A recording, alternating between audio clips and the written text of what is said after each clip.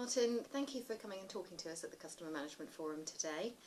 You talked about something called new intelligence and how that leads to optimised performance. Can you explain a bit more about that, please?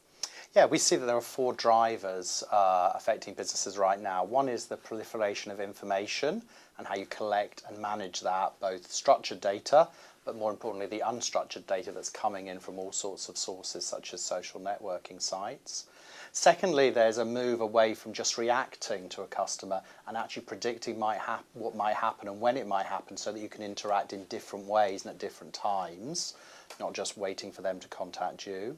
Thirdly, there's the whole speed issue. It's much quicker now. Information is shared much quicker with the customer. They're picking up information themselves faster, and so you need to get to decisions and outcomes much quicker. So how do you not spend the time collecting information and then doing something, and how do you jump to something that's more timely and relevant to the customer?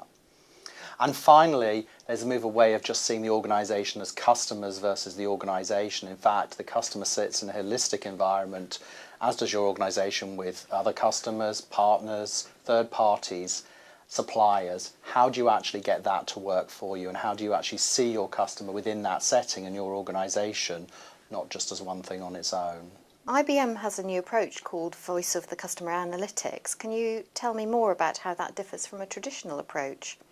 Yeah, one of the things we've developed fairly recently is this analytics that actually takes the structured information you have in your organisation, plus all the unstructured information, such as emails you receive from your customers, the actual calls that the customers ring into your contact centre with, to actually identify what are the key drivers, the causes for the way the interactions turn out. So for instance, it's looking for keywords that continually occur in interactions where maybe the customer felt that was not dealt with well, or equally ones that they thought were very successful interactions. It's to try and move away from that wasn't a good call to why it wasn't a good call and what could the organisation do to fix it. Event-based marketing is another hot topic that you touched on.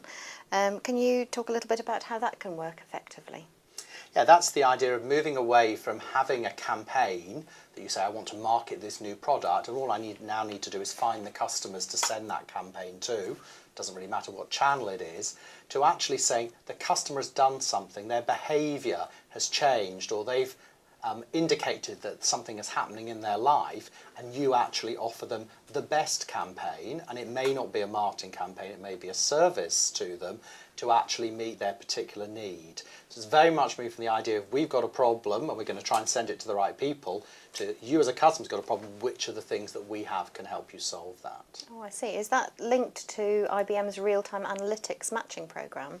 Well, it can be, and again, that's another initiative that we're working very successfully with customers on, and you can look at the interactive event part of that as well. But essentially what it's trying to do is when you ring up a call centre, usually you choose a few options, and it's very good at saying, okay, we've got you to the right team to answer your question, but we haven't necessarily got you to the right agent who would be most effective in dealing with your particular issue or problem.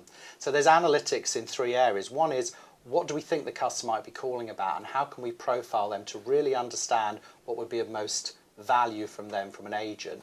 Equally, there's analytics on the agent, who's good at closing calls, who's good at serving calls, who takes a short time, who takes a long time, which type of customers do they have empathy with, as well as the how do we run that in a call centre context, because if I ring in, I'm expecting to speak to somebody, and what we need to do is basically match the right customer of all of those calling in with the right agent who's available to focus on delivering the best for the customer and for the organisation. If you deliver for the customer, then you'll tend to get the benefits for the organisation.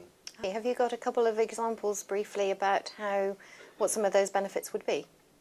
Yeah, I mean, in one area, and we looked at social networking, the interactions and the relationships between people in a telco environment. So who do you ring, and which networks are they on? And what we found is there are groups of customers, they're hearts of a network, who basically, if they churn, they're twice as likely to leave and take other people with them than people who aren't at the centre of networks. Equally, in using something like our ramp approach about this connecting the right customer with the right agent, we've seen increases in over 120% in terms of the conversion rates from the traditional method of you just get the next agent available to the right agent that's being matched with you. interesting things like customer satisfaction going up by 50%, do not contact requests going down by 20%. So quite significant benefits both financially but also in the way that you run your business.